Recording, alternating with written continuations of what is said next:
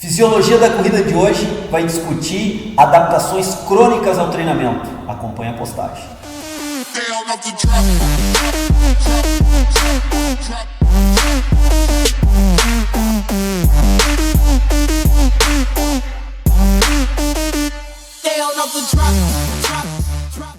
E você, precisa de algum desses materiais para qualificar o seu treino? Então acesse o link da Canui que está na descrição desse vídeo e tenha 10% de desconto.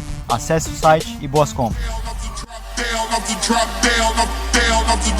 Na chamada, pessoal, hoje nós vamos falar um pouco sobre adaptações crônicas ao treinamento aeróbio. Não só a corrida, particularmente também com a corrida, óbvio, isso que nós vamos comentar que vai ocorrer também nos praticantes de corrida, mas em todas as atividades aeróbias, que são as adaptações crônicas a esse treinamento aeróbio. O que seria isso? Quando nós pensamos no indivíduo sedentário, nós pensamos no indivíduo que tem uma baixa capacidade de performance aeróbica. Pensando mais uma vez na corrida, é um indivíduo que não tem uma capacidade de corrida grande. Muitas vezes um trote é a maior capacidade de velocidade que ele consegue fazer numa corrida, por exemplo, de 5 km. Pensando aqui num percurso de 5 km. Se esse indivíduo sistematicamente treinar, nós vamos observar que ao longo do tempo ele vai aumentando sua capacidade de performance nessa corrida de 5 km. E essa performance é facilmente visualizada através da velocidade a qual ele cumpre cada um dos quilômetros que compõem esses 5 quilômetros de percurso a correr. Então, quer dizer, a velocidade desse indivíduo passa a aumentar. Se a velocidade desse indivíduo passa a aumentar, é porque houve ganhos aeróbicos. Esses ganhos aeróbicos devem ser repercussões, e são, na verdade, repercussões de modificações crônicas fisiológicas que ocorrem dentro do corpo. Então, o que nós vamos discutir hoje é quais são as modificações fisiológicas crônicas que ocorrem ao longo do período de treinamento, que vão se modificando e permitindo o indivíduo a melhorar a sua performance, no caso aqui discutido, da sua corrida de 5 km. Como ele melhora a sua capacidade, quais são as variáveis fisiológicas que se modificam e como se modificam para permitir uma melhor capacidade aeróbica. Se vocês lembrarem da postagem de terça-feira passada nós falamos sobre respostas agudas ao treinamento aeróbico. São aquelas modificações fisiológicas também, mas que ocorrem alguns segundos antes do treinamento, principalmente durante o treinamento aeróbico e em alguns momentos depois do treinamento aeróbico, voltando aos seus estágios normais. Então, respostas agudas. Hoje nós vamos discutir não o que ocorre durante o treino, mas sim o que evolui e se modifica ao longo de um período de 3, 4, 5, 6 meses de treinamento, que é o que nós chamamos de adaptações crônicas. Muito bem, se nós pensarmos na questão da hiperventilação, onde o indivíduo tem que hiperventilar, nós temos músculos respiratórios que respondem, que causam, que produzem a hiperventilação. Esses músculos serão treinados na sua capacidade de resistência. Então, pegando um desses músculos respiratórios, dentre eles o principal, o diafragma, tanto em repouso quanto em treinamento, o diafragma é um músculo fundamental no processo respiratório, no processo inspiratório da respiração. O músculo diafragma de um indivíduo destreinado tem um determinado nível de resistência e força. O músculo diafragma do indivíduo treinado aerobicamente tem um outro nível de resistência e um outro nível de força. Então, essa já é uma primeira adaptação crônica que nós podemos entender. A resistência muscular dos músculos respiratórios envolvidos no processo ventilatório serão treinados ao longo do tempo. Então, é uma adaptação crônica ao treinamento, a melhora da resistência desses músculos. Entre eles, nós podemos citar o diafragma, os intercostais, os escalenos, os músculos expiratórios em esforço, dentre eles aí o transverso do abdômen, que é um músculo difícil de se trabalhar fora dessas circunstâncias. Então, nós temos aí músculos respiratórios que responderão ao treinamento. Só que esse é uma primeira adaptação crônica no âmbito ventilatório. A partir disso, nós temos que entender que em âmbito pulmonar, alguns alvéolos pulmonares, para o indivíduo sedentário que não utiliza o seu sistema cardiovascular em performance, em quantidades máximas, alguns alvéolos pulmonares não são funcionais. Nós dizemos que eles são afuncionais, não há necessidade em situações de repouso constante, como é um indivíduo sedentário, se usar esses alvéolos. A partir do momento que se começa a treinar, esses alvéolos que estavam afuncionais, ou seja, sem função fisiológica para aquele momento, porque o indivíduo não utiliza aquela capacidade toda pulmonar que ele tem, quando ele passa a utilizar, aqueles alvéolos que estavam afuncionais passam a se tornar funcionais. Então se aumenta a capacidade ou a funcionalidade alveolar nos pulmões, mais alvéolos passam a ser funcionais e isso vai melhorando também a capacidade ventilatória do indivíduo em receber um aporte maior de ar para dentro dos seus pulmões. Mas o que interessa para o organismo é a captação do oxigênio. Essa captação do oxigênio, como eu já comentei na postagem de terça-feira passada, ela se faz através de capilares que estão sobre os alvéolos pulmonares. Mais uma vez, capilares são microvasos sanguíneos que são responsáveis, no caso pulmonar, de receber o oxigênio dos alvéolos pulmonares e introduzir então esse oxigênio para a corrente sanguínea. Existe um processo fisiológico chamado de angiogênese, aonde a taxa de capilarização sobre estímulo do treinamento aumenta. O que eu estou dizendo? Novos capilares pulmonares irão ser produzidos, aumentando então a taxa, a densidade capilar sobre os alvéolos pulmonares, fazendo com que com isso o indivíduo tenha uma capacidade maior de receber, de captar o oxigênio que se encontra nos alvéolos para a corrente sanguínea. É mais uma adaptação crônica do treinamento aeróbico, que ocorre na corrida, na caminhada, na natação, no ciclismo, em qualquer atividade aeróbica. A partir disso, uma maior taxa de oxigênio parte para o interior ou para a corrente sanguínea. E para poder transportar com maior eficiência essa maior taxa agora de oxigênio, já que o indivíduo tem uma maior capacidade respiratória, uma maior capacidade capilar de receber oxigênio, ele vai ter que ter maior transportadores, uma quantidade maior de transportadores de oxigênio, de carreadores de oxigênio na corrente sanguínea. Aí entram as hemácias, células vermelhas do sangue, responsáveis pelo transporte do oxigênio via corrente sanguínea.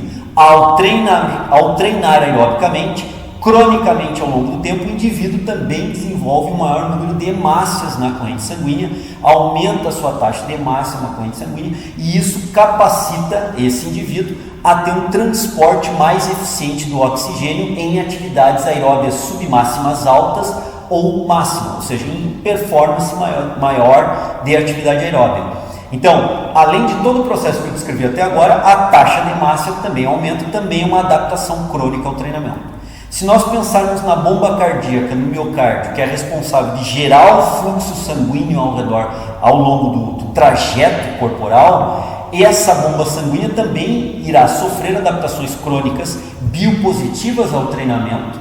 Dentre essas adaptações crônicas, a contratibilidade do miocárdio vai melhorar, já que é um músculo que nós estamos falando, o músculo miocárdio. Então, sob efeito do treinamento, cronicamente esse músculo melhora a sua performance contrátil, melhorando o volume de ejeção ventricular a cada sístole cardíaca, a cada batimento cardíaco, sístole cardíaco.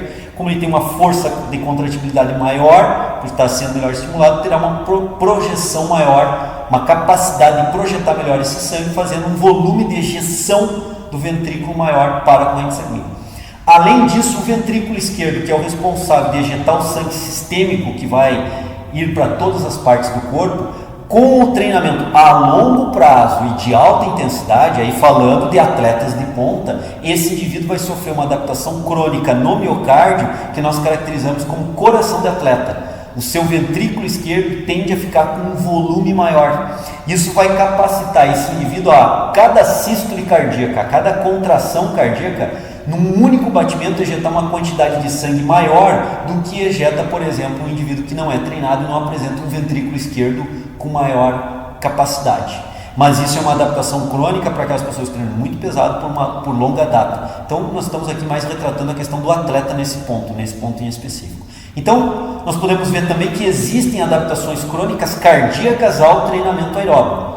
Uma vez esse sangue se aproximando do tecido muscular e indo entregar o oxigênio ao tecido muscular, mais uma vez vai ocorrer a angiogênese, mais uma vez vai ocorrer uma melhora, um desenvolvimento, uma produção maior de capilares, não agora pulmonares, mas sim capilares musculares. Então nós vamos aumentar a densidade capilar muscular. Com isso, o sistema circulatório humano vai ter uma condição melhor de entrega do oxigênio ao tecido muscular que está trabalhando.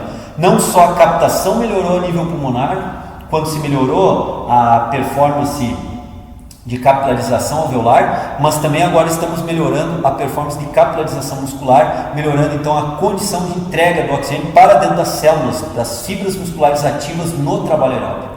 Uma vez recebendo então uma quantidade maior de oxigênio, essas fibras têm que transportar internamente dentro da fibra uma quantidade maior de oxigênio. Aí a mioglobina, que é uma proteína de transporte de oxigênio interno da fibra muscular, vai aumentar também a sua taxa. Ela vai ter uma quantidade maior sobre estímulo do treinamento, essa taxa de mioglobina muscular aumenta e isso capacita esse indivíduo a um mais rápido transporte, um transporte mais eficiente do oxigênio em nível interno muscular. Esse oxigênio, como eu comentei semana passada, ele deve ir para as mitocôndrias musculares. São micro-órgãos, podemos pensar assim, responsável a mitocôndria pelo metabolismo aeróbico da gordura, da glicose ou da proteína dentro da fibra muscular. Então o oxigênio tem que ser transportado via mioglobina para as mitocôndrias. Aumentou a taxa de mioglobina, favoreceu o transporte de oxigênio, adaptação crônica. A quantidade de mitocôndrias celulares sob efeito do treinamento aeróbico também irá aumentar. Tanto a quantidade quanto o tamanho dessas mitocôndrias, favorecendo então o processo metabólico, já que é dentro das mitocôndrias que ocorre a oxidação dos processos fisiológicos que precisam do oxigênio. Essas mitocôndrias, então, aumentando em número e tamanho, também é considerado uma adaptação crônica ao treinamento.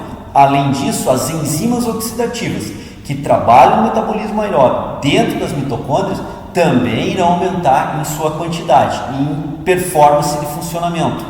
Dessa forma, nós podemos entender que dentro do músculo também irão ocorrer modificações crônicas fisiológicas, que nós chamamos de adaptações crônicas, que melhoram a performance de utilização do oxigênio dentro da fibra muscular. Isso também é uma adaptação crônica. Então você que está aumentando o seu treinamento aeróbico, então, por exemplo, você é um sedentário e está passando agora a uma vida não sedentária e fazendo atividades aeróbicas. Essas adaptações crônicas que eu comentei estão ocorrendo sistematicamente ao longo desse período de treinamento que você está saindo do sedentarismo, estão ocorrendo com você.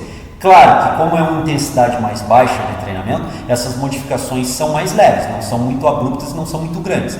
Agora, vamos imaginar que você já treina aerobicamente 2, 3 vezes por semana para manter uma estética corporal e você decidiu agora participar de corrida de rua, decidiu a fazer um treinamento mais pesado. Essas adaptações crônicas que eu acabei de comentar irão ocorrer numa intensidade, num patamar mais elevado que você.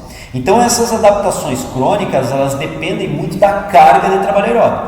Cargas de trabalho aeróbicos mais baixas irão gerar essas adaptações, porém em patamares mais baixos. Cargas de treinamento aeróbico mais elevadas, mais pesadas, irão gerar essas adaptações crônicas, porém em patamares mais elevados. E essas adaptações crônicas no todo, desde a absorção, transporte e utilização, irão permitir uma melhor capacidade de performance aeróbica para você. Seja corrida, seja natação, seja ciclismo, seja aulas de aeróbica na academia, seja qual for a atividade aeróbica que você esteja fazendo. Mas a melhora da performance nessa atividade aeróbica passa obrigatoriamente por adaptações crônicas fisiológicas que eu descrevi algumas na postagem de hoje para vocês. Espero que vocês tenham pego a ideia do panorama geral dessas atividades ou dessas adaptações crônicas para entender um pouco melhor o que está acontecendo com o seu organismo quando está sendo posto sob estimulação aeróbica, sobre treinamento aeróbico. Converse com o seu professor, tire algumas dúvidas, identifique melhor pontos específicos, mas o Treino em Foco de hoje deu um panorama geral para vocês. Aguardo vocês terça-feira que vem em mais um Fisiologia da Corrida. Grande abraço, pessoal. Até lá. Vejam bem, o consumo de oxigênio ele começa primeiramente por nós entendermos a absorção do oxigênio. Ou seja, esse oxigênio ele se encontra no ar ambiente. Esse ar ambiente deve ser inalado através de um processo inspiratório. Através das vias aéreas superiores, esse ar ambiente penetrará via traqueia,